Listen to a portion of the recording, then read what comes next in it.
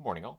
All right, news of the day to start things off for your Friday, February 21st. As I stated yesterday, I figured we'd have a lot of injury updates to discuss, and we do. I would imagine we'll have another news video later on today where I will also preview tomorrow's day. There's a 14-game day tomorrow in the National Hockey League, and we'll see if there's any kind of bump for the NHL's ratings coming out of Four Nations. I don't think there will be, but you never know. There might be. There might be some people that stick around to watch hockey having seen it, not necessarily for the first time, but maybe they really enjoyed Four Nations, got back into it, that kind of thing.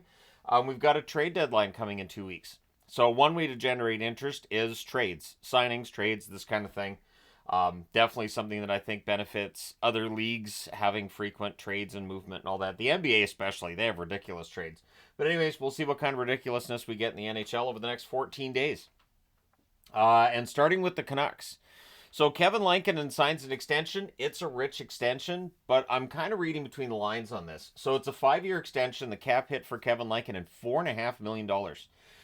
Coming into this year, he's never been a starter in the NHL. I know he's been good for Vancouver. He's had his ups and downs along the way. I think that's a fair cap hit looking at the cap going up and everything. It does kind of paint the Canucks into a corner, though, in that they only have around $10 million in cap space for next season now. Now, one thing that I see with this, and one concern I have is, so we know Demko isn't going to be with them on this upcoming road trip, that this injury he tweaked before the break is still there. I don't think Demko's ever going to be a goaltender who's healthy for a full season. And I mean, all of this discussion about his knee and everything, there's the possibility that he could end up in a similar situation to say where Carey Price has been, right? Where it never gets better and it gets worse. So Lankinen's money at $4.5 million, to me, that's the Canucks way of saying this is our 1B, this is our option in net. This is the guy who's going to start a bunch of games. We want to have that certainty. And I don't know how much longer Demko is going to be a viable option for the Vancouver Canucks. And that definitely changes things for Vancouver. And it's a shame because Demko has been, I think, at times the best goalie I've seen for Vancouver. At times, and I say that because Luongo definitely has had his moments when he was with Vancouver. Kirk McLean had some great moments too. I think Demko right in that conversation with those two. And it's too bad if this is going to stick with him, but that tells me it probably does because Demko's contract is up in 2026, and I don't know if Demko's ever going to be healthy enough. So for people, I've seen the arguments too of, they should trade Demko. Teams know that Demko is injured and is likely never going to be able to play 50 plus games in an NHL season. So his value right now on the market would be pretty low. But at any rate, all the discussions too around Brock Besser. Besser says he's trying to keep that out of mind because he does not have an extension with the Canucks. He is an unrestricted free agent this summer. And so the conversation becomes how much would he want? How much would they offer him? And is he going to be moved out for help somewhere else on the roster at the deadline? So we'll see what happens with Besser. But it's not the first time that there's been trade rumors around Besser. It's not the second time. So he's pretty used to trying to tune that kind of stuff out. Jacob Slavin. I want to give him props here. Jacob Slavin proved at Four Nations that he is one of the most elite defensive defensemen in the National Hockey League. And if you want an argument for why there should be a Rod Langway Award, I would use Jacob Slavin's work at the Four Nations as an example. But if you watch Carolina games, you know what he can do. And he doesn't take penalties. The remarkable thing about Slavin is that he back checks and he forechecks and he does everything that you expect a defenseman to do on the defensive side of things without taking penalties. And I mean, I can't count how many times I've watched a defenseman take a penalty in a situation and go, well, they had to take a penalty there because otherwise the guy's going to score a goal. Slavin doesn't get into those situations. So, excellent defensive defenseman, and it's nice to see that more fans have realized that.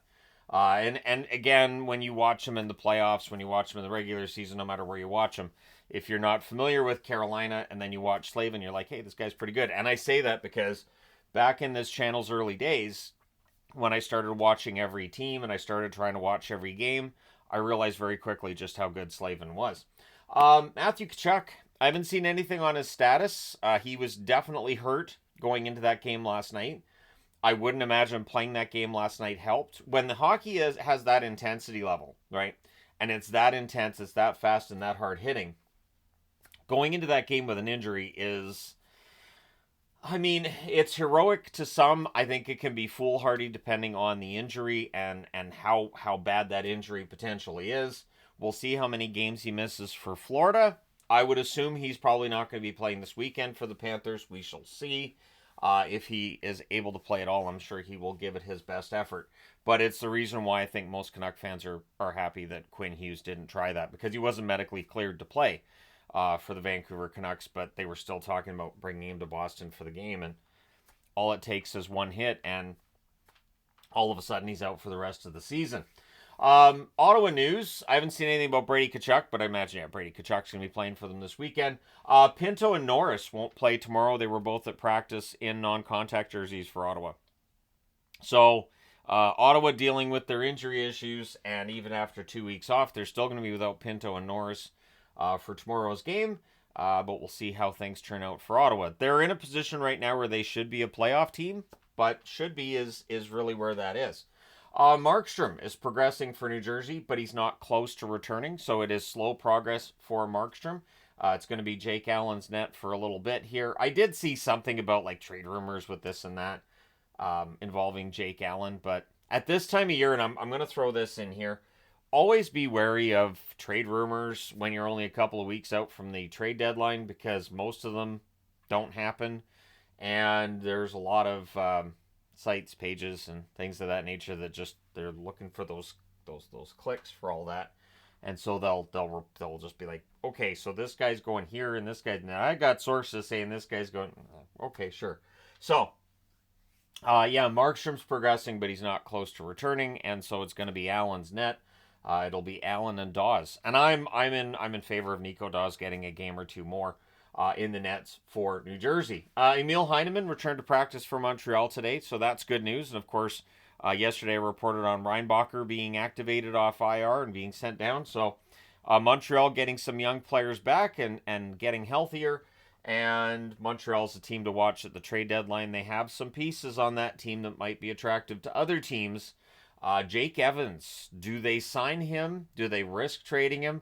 Or do they just keep him even if they haven't signed him and risk losing him for nothing this summer? That's one to watch with Montreal, because Evans is having the best season of his career right now.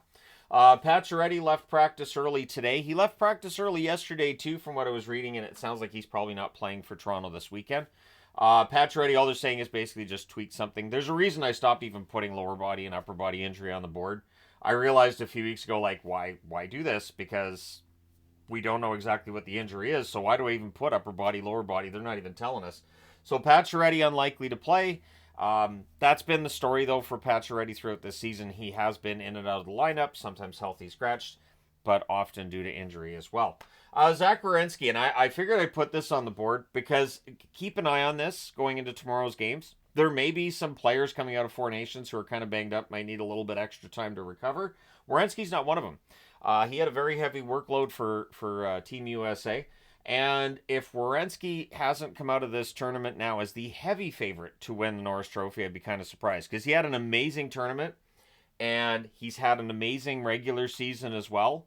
So if he continues to play as well as he has been playing, I think there'll be more people paying a little more attention to Zach Werenski.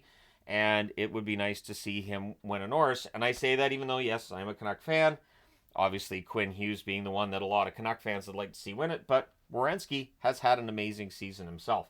The Nashville Predators have recalled Kiefer Bellows. Jake Livingstone called up as well. Two players that when they were prospects were highly thought of. At this point, their careers haven't necessarily gone the way that they were expected to. Bellows, a goal scorer that it just dried up for him at the NHL level. But Livingstone, depth player as well. So we'll see if they get into the action for Nashville, who've had their share of injuries this season as well. Is it the Central that's dealt with the most injuries? Is it the Atlantic? Either way, Bellows and Livingstone recalled by Nashville. So last night we saw this amazing goal by Connor McDavid. Questions about how did he get so wide open? It's McDavid. He finds a way. So this golden goal now that was scored last night is being compared to Sidney Crosby's. I don't think it'll have the same staying power as Sidney Crosby's. Crosby's was at the Olympics in 2010. It was in Vancouver, so you had that hometown feel when he got that goal. Although there were a lot of Canadian fans in attendance in Boston last night for that game when McDavid scored too. I think it's really going to depend. It might just depend on your age, too. Obviously, if you're younger, you may very well look at that McDavid goal and go, that's the biggest goal. I would put that ahead of Crosby's. For me personally, because I'm older, I would say that Crosby's golden goal was huge, but last night's felt pretty big, too. So, yeah, I think it's good for McDavid. I know that anytime that he has an average or ordinary game, the first thing that you see is, see, he's soft, he can't play, he's not very good. Last night, I think he silenced some of those doubters. Not all of them. There's always going to be those doubters. But yeah, McDavid takes his place in Canadian history. So there you go. Let me know your thoughts in the comments section below as always. Don't forget to hit like and subscribe if you haven't done so already. Thank you guys so much for all your support as always. I will talk to you again soon.